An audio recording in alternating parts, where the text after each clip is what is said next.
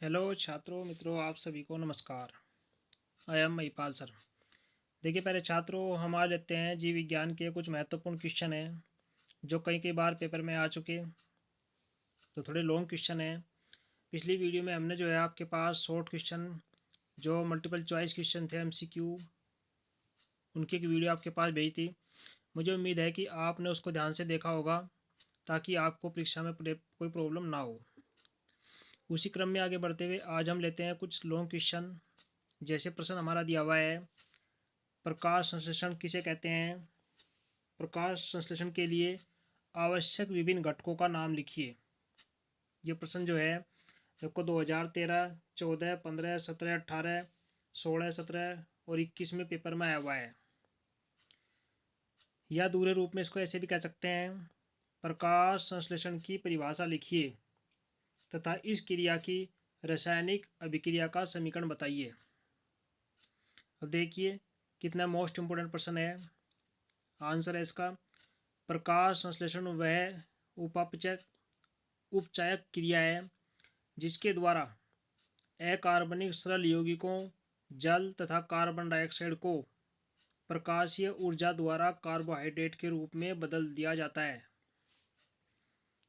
प्रकाशीय ऊर्जा का उपयोग पर्णहरिम, जिसे बोलते हैं क्लोरोफिल, की उपस्थिति में किया जाता है तथा इसमें ऑक्सीजन उप उत्पाद के रूप में निकलती है।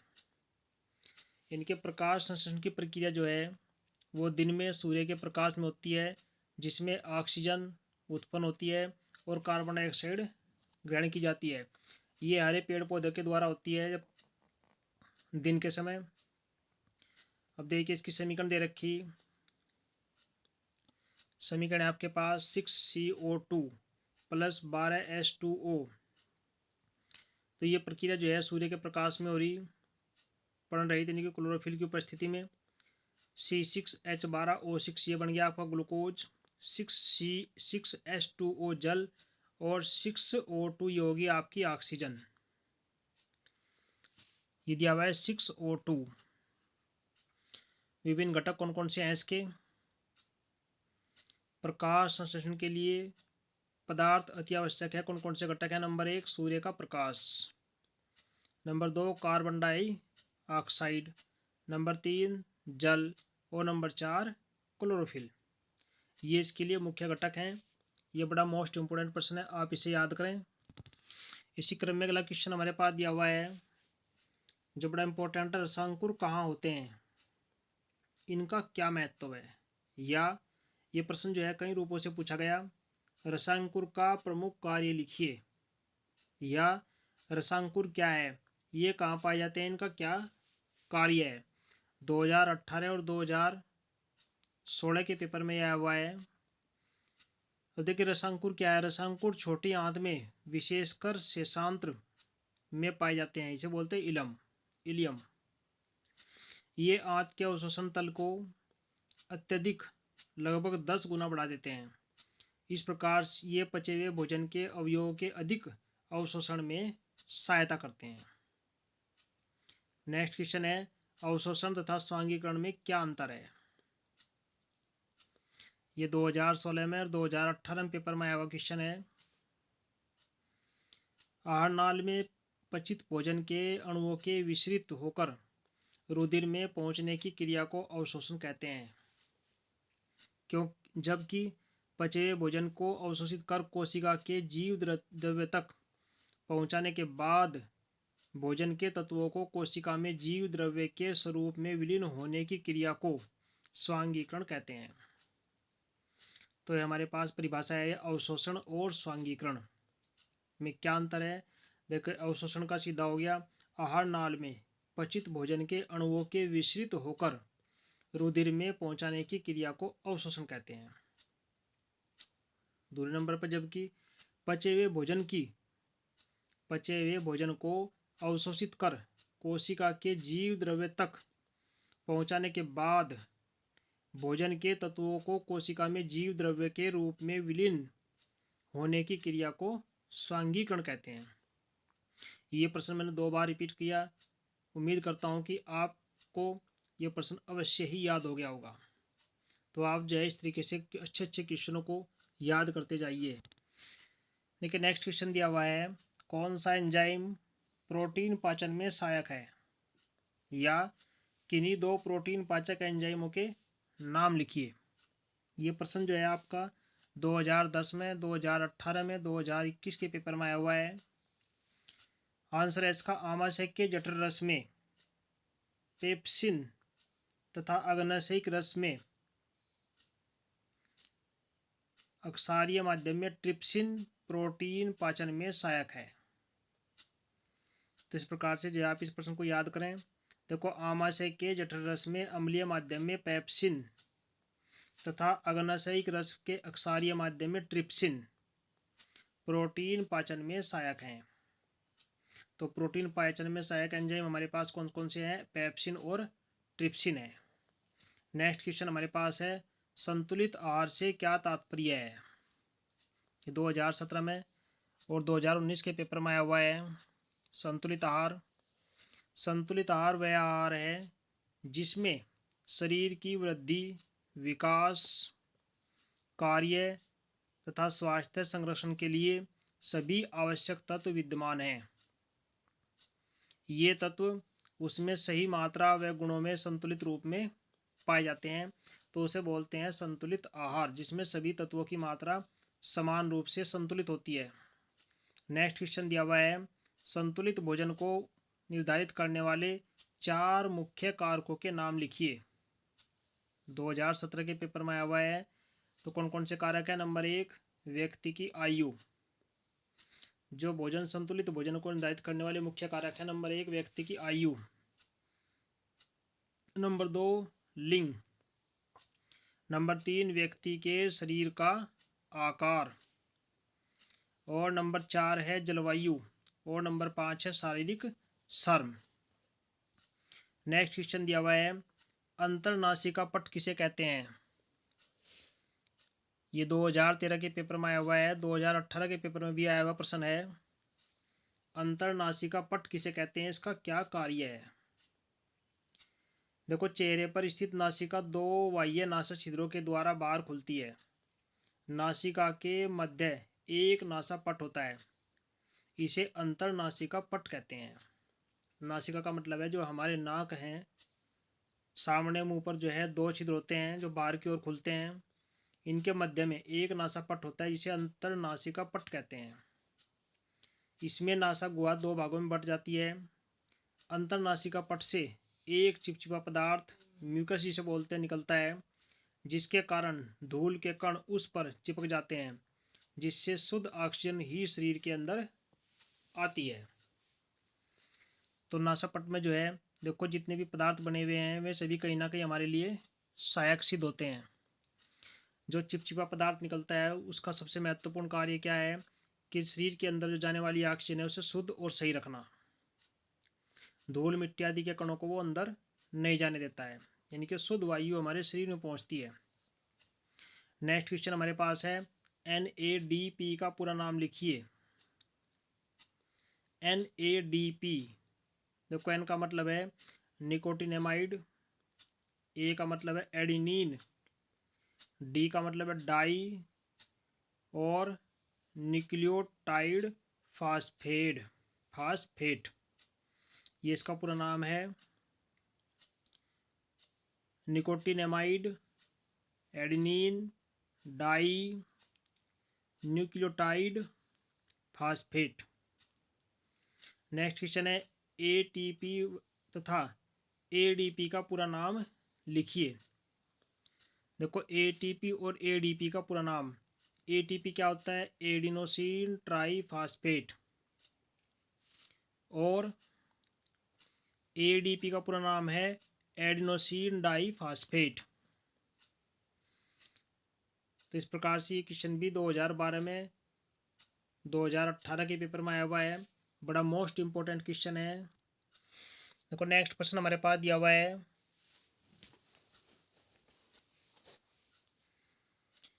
पल्मोनरी धमनी में किस प्रकार का रुधिर पाया जाता है? पल्मोनरी धमनी, याद करें, पल्मोनरी धमनी हृदय से रुधिर को फेफड़ों में ले जाती है।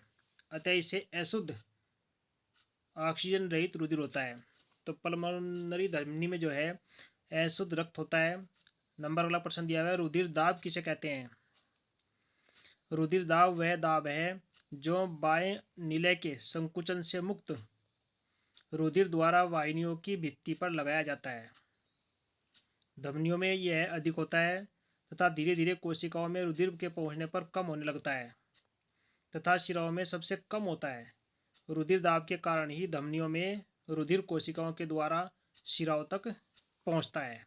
इसे कहते हैं ब्लड प्रेशर, उसे बोलते हैं रुधिर का दाब। नेक्स्ट दिया है, प्रासरण किसे कहते हैं? प्रासरण एक विशेष प्रकार की विसरण क्रिया है जिसमें दो विलयनों यानी कि दो घोलों का विलयन एक अर्धपारगम्य झिल्ली के आर पार आता जाता है।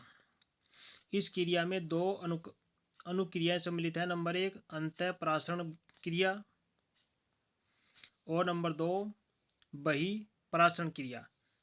अंतःप्रासरण में तनु घोल से सांद्र घोल की ओर और बहिःप्रासरण में सांद्र विलयन से तनु विलयन की ओर विसरण होता है।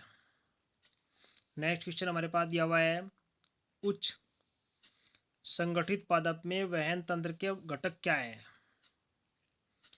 तो क्या घटक हैं? उच्च संगठित पादप में वहन तंत्र के घटक जाइलम और फ्लोएम है। नेक्स्ट क्वेश्चन हमारे पास दिया हुआ है, देखो 2014 में, 16 में, 2017 में, 18 में, 19 में पेपर में आया हुआ है। जाइलम तथा फ्लोएम में अंतर स्पष्ट कीजिए। ये उत्तक हैं, अर्थात प्रश्न जो है इस रूप में भी आ सकता है, पौधों में जल एवं खनिज तथा खाद्य उत्पादों के संवहन हेतु पाई जाने वाली वाहिकाओं के नाम लिखिए या नाम बताइए। तो कौन कौन से है? नंबर 1 आपका जाइलम, ऊतक पौधों में जल स्थानांतरित करता है, जबकि पौधों में भोजन का स्थानांतरण फ्लोएम ऊतक द्वारा होता है। नेक्स्ट हमारा दिया हुआ है, मूत्र बनने की मात्रा का नियमन किस प्रकार होता है? मूत्र बनने की मात्रा का नियमन पुनर्अवशोषण क्रिया द्वारा होता है। मूत्र में जल की मात्रा शरीर में उपलब्ध अतिरिक्त जल की मात्रा पर तथा कितना विलीय वर्ज्य उत्सर्जित करता है इस पर निर्भर करती है। अर्थात शरीर की गंदगी जो है वो बाहर निकलती है। अगला प्रश्न दिया हुआ है, उत्सर्जी उत्पाद में छुटकारा पाने के लिए पादप किन विधियों का उपयोग करते हैं?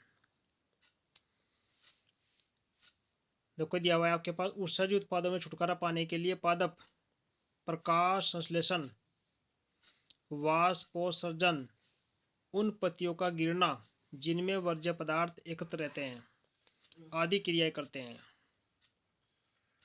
इसके अतिरिक्त वे वर्ज्य पदार्थों को रेजिन तथा गोंद के रूप में भी एकत्रित करते हैं तथा कुछ वर्ज्य पदार्थों को अपने आसपास की मृदा में उत्सर्जित भी करते हैं। नेक्स्ट क्वेश्चन हमारे पास दिया हुआ है, पौधे सजीव होते हैं क्यों? स्पष्ट कीजिए। 2020 के पेपर में आया हुआ क्वेश्चन है। पौधों में मनुष्य की तरह ही ऑक्सीजन लेने और कार्बन डाइऑक्साइड छोड़ने की एक क्षमता होती है। पौधे प्रकाश संश्लेषण के माध्यम से अपने भोजन का निर्माण करते हैं जो उनकी वृद्धि में सहायक होता है। इस कारण हम कह सकते हैं कि पौधे भी सजीव होते हैं, क्योंकि जो क्षमता मनुष्य में है वो एक क्षमता पेड़ पौधों में है।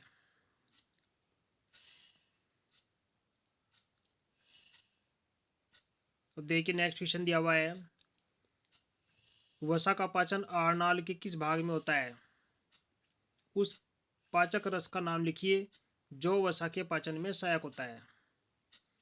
तो आंसर है, ग्रहणी व छोटी आंत में लाइपेज भोजन की वसा पर क्रिया करके उसे वसीय अम्ल एवं ग्लिसरॉल में बदल देता है।